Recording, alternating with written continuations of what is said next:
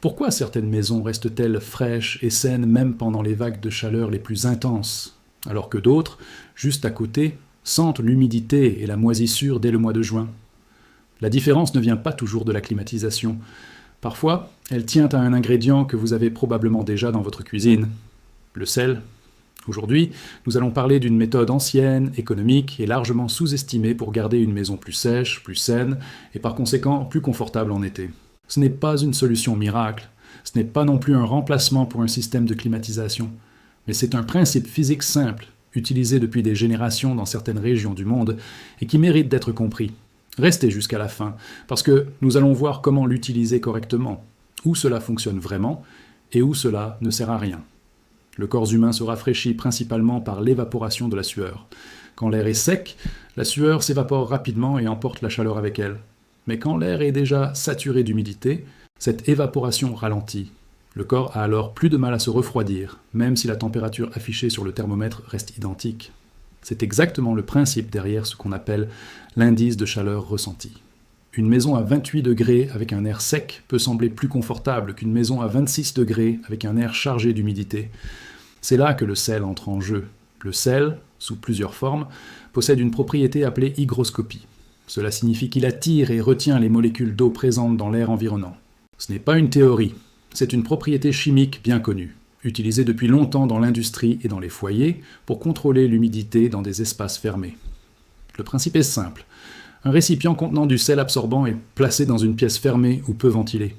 Au fil du temps, le sel capte progressivement l'humidité de l'air. Résultat, l'air ambiant devient plus sec. Un air plus sec favorise une meilleure évaporation de la transpiration, réduit la sensation de chaleur collante et limite la prolifération des moisissures et des acariens, qui adornent les environnements humides. Il existe une différence importante entre le sel de table ordinaire et d'autres sels utilisés spécifiquement pour l'absorption d'humidité, comme le chlorure de calcium ou certains sels gemme non raffinés. Le sel de table classique absorbe l'humidité, mais en quantité plus limitée et plus lentement. Les sels plus grossiers ou industriels, souvent utilisés dans les déshumidificateurs artisanaux, ont une capacité d'absorption bien supérieure, car leur structure cristalline retient davantage de molécules d'eau. Cela ne veut pas dire que le sel de cuisine est inutile. Pour de petits espaces, comme une armoire, un tiroir ou une salle de bain, il peut suffire à réduire une humidité légère. Pour des pièces entières ou des sous-sols humides, un sel plus concentré sera nécessaire pour obtenir un effet réellement perceptible. Voyons maintenant comment construire un système d'absorption d'humidité à base de sel avec des matériaux simples que la plupart des foyers possèdent déjà. Le concept repose sur un principe utilisé dans certains déshumidificateurs passifs vendus dans le commerce, mais reproduit ici de façon artisanale. Il vous faut un récipient percé ou un tamis, un contenant plus grand pour recueillir l'eau qui s'accumule, et du sel absorbant. Le sel est placé dans le récipient supérieur. L'humidité de l'air, en étant captée, transforme progressivement le sel en une solution liquide qui s'écoule vers le contenant inférieur. Ce système fonctionne mieux dans des espaces fermés, avec peu de circulation d'air extérieur, comme des placards, des sous-sols, des garde-manger ou de petites pièces de rangement. Il fonctionne beaucoup moins bien dans une grande pièce ouverte, ou dans une maison où l'air circule constamment avec l'extérieur, car l'humidité extérieure remplace continuellement celle qui a été absorbée. C'est un point crucial à comprendre. Le sel ne climatise pas une maison. Il ne fait pas baisser la température de l'air, il réduit uniquement le taux d'humidité dans un espace limité et relativement clos. C'est une nuance importante, car beaucoup de gens s'attendent à un effet rafraîchissant immédiat, alors que le véritable bénéfice est indirect. Un air plus sec améliore le confort thermique perçu, sans modifier la température réelle. Premier avantage, le coût. Contrairement à un déshumidificateur électrique, cette méthode ne consomme aucune électricité. Elle représente donc une solution intéressante pour réduire la facture énergétique, en particulier dans les régions où l'humidité constitue un problème persistant, mais où l'installation d'un appareil électrique n'est pas toujours justifiée pour une petite pièce. Deuxième avantage, la simplicité. Aucun entretien technique n'est nécessaire. Il suffit de remplacer le sel lorsqu'il est saturé d'eau ou de le faire sécher à nouveau selon le type utilisé. Troisième avantage, la prévention des moisissures. L'humidité stagnante est l'un des principaux facteurs qui favorise le développement de moisissures sur les murs, les tissus et les meubles en bois. En réduisant l'humidité localement, on réduit également le risque d'apparition de ces moisissures, qui peuvent affecter la qualité de l'air intérieur et, à terme, la santé respiratoire des occupants. Première limite, cette méthode est lente. Elle n'agit pas instantanément. L'absorption d'humidité par le sel se fait progressivement, sur plusieurs heures, voire plusieurs jours, selon le taux d'humidité initial et la taille de l'espace. Deuxième limite, l'efficacité dépend fortement du climat. Dans une région où l'humidité extérieure est extrêmement élevée, comme dans certains climats tropicaux ou côtiers, le sel se sature très rapidement et doit être remplacé fréquemment. Dans un climat sec, en revanche, cette méthode aura un effet beaucoup plus limité, tout simplement parce qu'il y a moins d'humidité à absorber. Troisième limite, le sel peut, à terme, corroder certains matériaux métalliques, s'il entre en contact direct avec eux, notamment lorsqu'il se transforme en solution liquide. Il est donc essentiel d'utiliser des récipients adaptés, en plastique ou en céramique, plutôt qu'en métal non traité. Les pièces les plus sujettes à l'humidité sont généralement les sous-sols, les salles de bain, les cuisines et les placards fermés. Ce sont donc les endroits prioritaires. Dans une chambre, un petit récipient placé près d'une fenêtre ou dans un coin peu ventilé peut également contribuer à réduire l'humidité ambiante, en particulier pendant les nuits chaudes où l'air humide rend le sommeil plus difficile. Il est important d'éviter de placer ces récipients directement sur des surfaces en bois non protégées, car l'humidité récupérée pourrait, en cas de débordement, endommager le matériau. Une soucoupe ou un plateau étanche en dessous permet d'éviter ce problème. Voyons maintenant comment combiner cette méthode avec d'autres principes de refroidissement passif, pour un effet plus complet. Le sel seul ne suffit pas à transformer une maison chaude en maison fraîche. Il doit être associé à d'autres stratégies bioclimatiques. La ventilation croisée, par exemple, consiste à ouvrir des fenêtres opposées pendant les heures les plus fraîches de la journée, généralement tôt le matin ou tard le soir, pour permettre à l'air frais de circuler et d'évacuer la chaleur accumulée.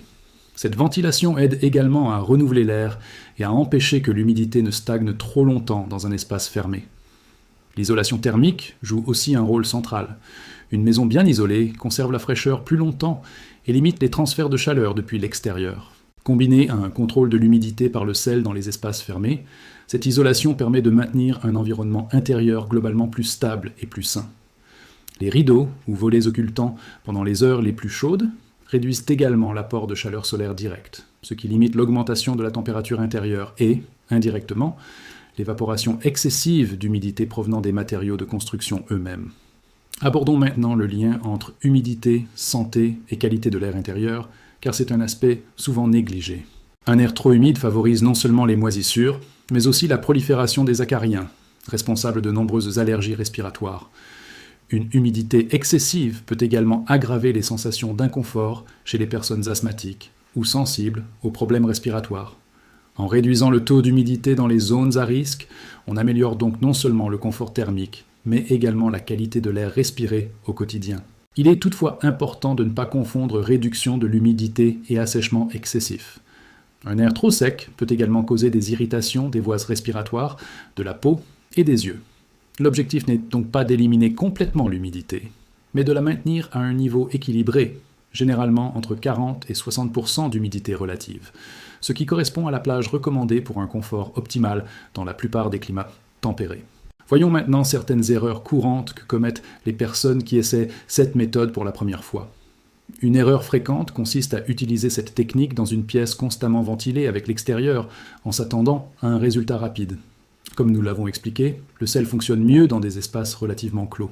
Dans une pièce où les fenêtres restent ouvertes en permanence, l'air humide extérieur remplace continuellement celui qui vient d'être asséché, rendant l'effet quasiment invisible. Une autre erreur consiste à oublier de vider ou de remplacer le sel régulièrement. Une fois saturé, le sel perd sa capacité d'absorption. Il devient alors inutile, voire contre-productif, car l'eau accumulée peut elle-même redevenir une source d'humidité stagnante si elle n'est pas évacuée. Enfin, certaines personnes s'attendent à ce que cette méthode remplace totalement un système de climatisation. Ce n'est pas le cas. Elle agit uniquement sur l'humidité, pas sur la température de l'air. Elle constitue un complément utile, pas un substitut. Passons maintenant à des recommandations pratiques que vous pouvez appliquer chez vous, avec du matériel courant. Pour un petit espace comme un placard ou une salle de bain, un simple bol contenant du sel absorbant, placé dans un coin peu ventilé, peut suffire. Remplacez le sel dès qu'il devient humide au toucher ou qu'il commence à se dissoudre. Pour un sous-sol ou une pièce plus grande, un système avec récipient percé et bac collecteur, comme décrit plus tôt, sera plus efficace. Placez plusieurs récipients à différents endroits de la pièce pour une couverture plus homogène. Vérifiez régulièrement le taux d'humidité de votre maison à l'aide d'un hygromètre, un petit appareil peu coûteux qui mesure l'humidité relative de l'air. Cela vous permettra de savoir si votre méthode fonctionne réellement, plutôt que de vous fier uniquement à une impression subjective. Adaptez la fréquence de remplacement du sel selon la saison et le climat de votre région. En période de forte humidité, comme après des pluies abondantes, vous devrez remplacer le sel plus fréquemment qu'en période sèche. Enfin, combinez toujours cette méthode avec une bonne ventilation naturelle et, si possible, une isolation adéquate. Ces 3 éléments ensemble offrent un résultat bien plus complet qu'une seule technique isolée. L'humidité influence directement la sensation de chaleur en ralentissant l'évaporation naturelle de la transpiration. Le sel, grâce à sa propriété hygroscopique, peut absorber une partie de cette humidité dans des espaces fermés ou peu ventilés. Cette méthode est économique, simple à mettre en place, et particulièrement utile pour prévenir les moisissures et améliorer la qualité de l'air intérieur. Cependant, elle possède des limites claires.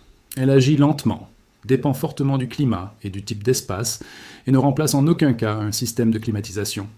Son efficacité maximale s'obtient lorsqu'elle est combinée à d'autres principes de refroidissement passif, comme la ventilation croisée, l'isolation thermique et une bonne gestion de l'exposition solaire.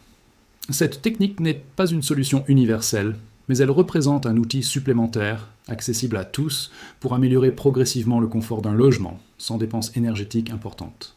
N'hésitez pas à expérimenter cette méthode chez vous, en commençant par un petit espace et en observant les résultats avec un hygromètre plutôt qu'avec des impressions personnelles.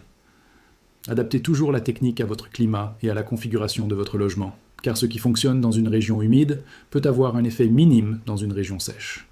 Si cette vidéo vous a plu, abonnez-vous à Refroidissement Caché pour découvrir davantage de solutions intelligentes afin de garder votre maison fraîche et d'économiser de l'énergie.